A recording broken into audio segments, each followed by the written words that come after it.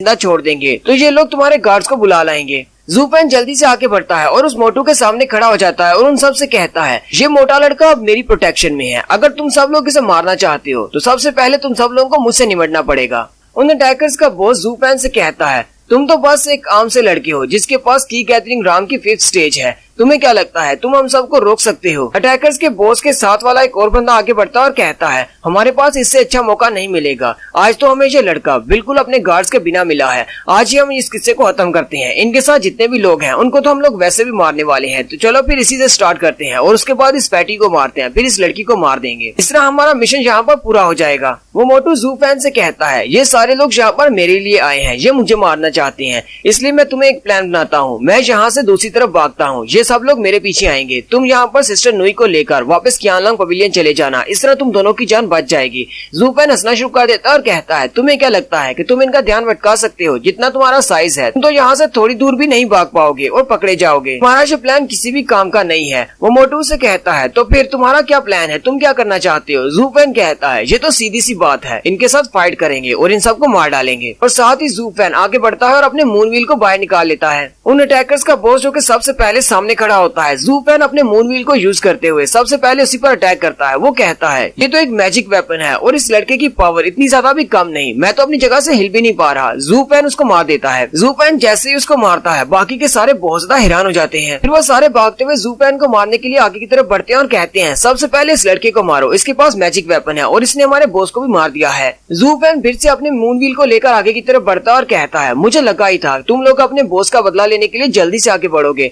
वो और 3-4 लोगों को मार देता है। जितने भी लोग बाकी बचते हैं वो सारे यही सोच रहे होते हैं कि यहाँ से भागा जाए क्योंकि ये लड़का काफी ज्यादा स्ट्रॉन्ग है। जबकि ज़ूपेन उन सब की तरफ घूर कर देखता है और कहता है, तुम सब लोग मेरे इलाके में खड़े हो और यहाँ पर आकर तुम सब लोगों को लगता है कि तुम सब लोग अपनी मर्जी कर सकते हो।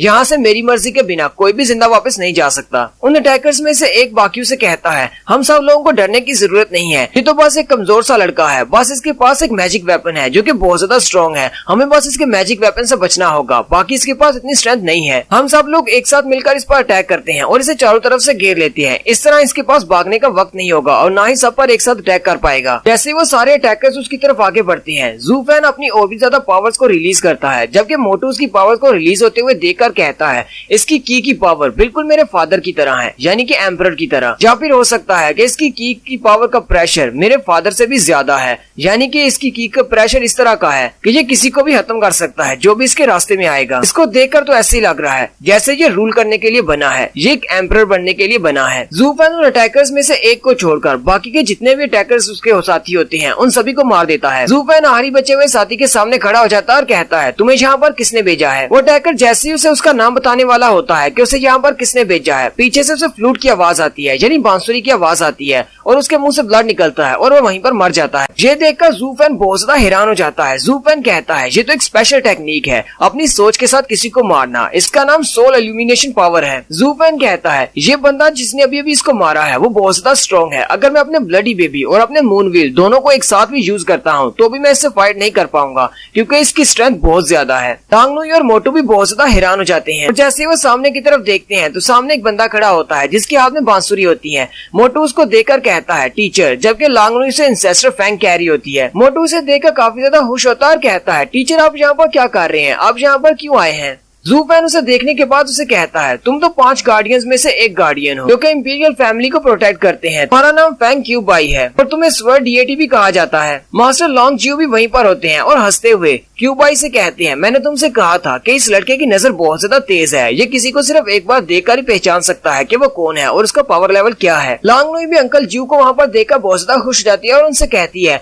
आप दोनों यहाँ पर कब आए? अगर आप दोनों पहले से यहाँ पर मौजूद थे तो आप लोग यहाँ पर आए क्यों नहीं, हमें बचाया क्यों नहीं? मास्टर जियो से कहते हैं, हम लोग तो काफी देर से यहाँ पर मौजूद हैं, हम लोग तब से यहाँ पर हैं जब ये दोनों आपस में फाइट कर रहे थे। मास्टर जियो ज़ूपेन से कहते हैं, लड़के तुम तो बहुत ज्यादा अमेजिंग हो, आज मैंने तुम्हें पहली बार फाइट करते हुए देखा है। यहाँ पर 12 से भी ज्यादा लोग थे जिन्हें तुमने अकेले ही हरा दिया। जब मैं तुम्हारी तरह यंग था मेरे पास भी इतनी ज्यादा बहादुरी नहीं थी, मैं भी इतने सारे लोगों का अकेले मुकाबला नहीं कर सकता था। वो मोटू हंसते हुए अपने टीचर से कहता है, टीचर अगर आप लोग यहाँ पर पहले से आ चुके थे तो आप मेरी हेल्प करने के लिए क्यों नहीं आए? आपने अपने डिसाइपल को मरने के लिए क्यों छोड़ दिया? चलिए अगर मैं अकेला होता फिर तो कोई मसला नहीं था, लेकिन यहाँ पर सिस्टर लांगनुई भी थी। अगर उन्हें कुछ हो जाता तो फिर मुझे मुश्किल हो जाती। मास्टर क्यू बाई कहते हैं, अगर मैं हेल्प करने के लिए पहले से यहाँ पर आ जाता तो मैं इतना अच्छा शो कहाँ से देखता और मैं इस लड़के की एबिलिटीज को कैसे देख पाता। और साथ ही मास्टर क्यू बाई ज़ूपेन से कहते हैं, और मुझे ये भी लगता है कि इस लड़के ने अभी तक अपनी फुल स्ट्रेंथ नहीं दिखाई। ज़ूपेन मास्टर क्यू बाई से कहता है, सीनियर आप तो बस मेरी ऐसी तारीफ कर रहे हैं, मैं इतना भी ज्यादा हास नहीं हूँ। और साथ ही ज़ूपेन मास्टर से कहता है, मास्टर क्यू बाई मुझे एक बात की समझ नहीं आई, जैसे मैं उस बंदे को इन्वेस्टिगेट करने वाला था आपने उसको मार क्यों दिया? मैं इस बात का क्या मतलब समझूं? मास्टर क्यू बाई उसे घूर कर देखते हैं और कहते हैं, लड़के तुम तो वाकई में बहुत ज्यादा होशियार हो, लेकिन बाज दफा होशियारी इंसान को मरवा देती है। जितनी स्ट्रेंथ तुम्हारे पास है,